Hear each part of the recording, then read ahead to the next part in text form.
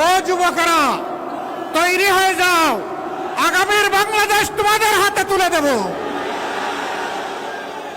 বাংলাদেশের ককপিটে তোমরা থাকবা, আমরা প্যাসেঞ্জার হয়ে তোমাদের পিছনে বসে আল্লাহর শুকরিয়া আদায় করব।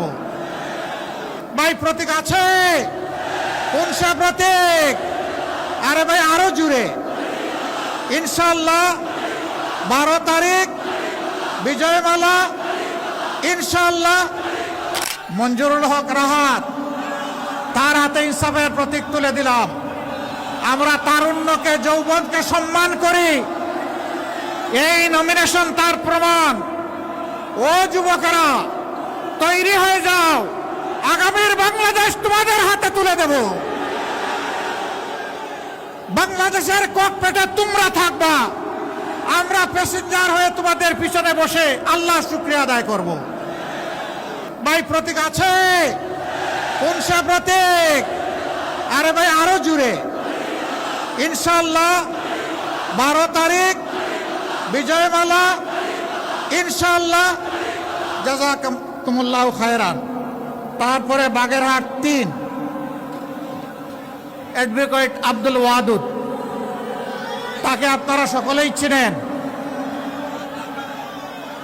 রামপাল মোংলা না? ধরেন, শক্ত করে ধরেন, উঁচু করে ধরেন। আলহামদুলিল্লাহ, তার হাতেও আমরা ইনসাফের প্রতীক তুলে দিলাম। এই মানুষগুলোকে মায়া লাগে সত্যি। কেন? কারণ তারা সৎ, কারণ তারা কর্মঠ, কারণ তারা দেশপ্রেমিক। ইনশাআল্লাহ আপনাদের আমানতের ভার তারা রক্ষা করবেন। মার্কা আছে? কোন সে মার্কা? জুড়ে সুরে 12 তারিখ বিজয়ের মালা, ইনশাআল্লাহ জাযাকাল্লাহ। এরপরে বাগেরহাট 4 অধ্যক্ষ আব্দুল আলিম। আব্দুল আলিম এইদিকে আস।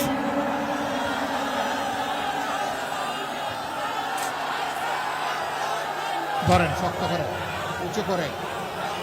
আমরা তার হাতেও ইনসাফের প্রতীক দাঁড়িপাল্লা তুলে দিলাম। হে রব্বুল ইজ্জত, আব্দুল আলিম সহ যাদের হাতে আজকে আমরা ইনসাফের প্রতীক তুলে দিলাম, তাদেরকে আজীবন মানুষের পর ইনসাফ করার তৌফিক দান করো। ইনসাফের বাংলাদেশ গড়ার কারিগর হিসাবে কবুল করো। এই এলাকার মানুষের অন্তরে তাদের প্রতি আস্থা তৈরি করে দাও। প্রতীক আছে? কোন সে প্রতীক? আরো জুড়ে। ইনশাআল্লাহ 12 তারিখ সারাদিন বিজয়ের মেলা, দাঁড়িপাল্লা।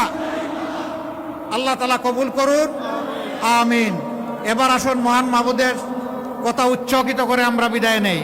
লিল্লাহি তাকবীর, লিল্লাহি তাকবীর।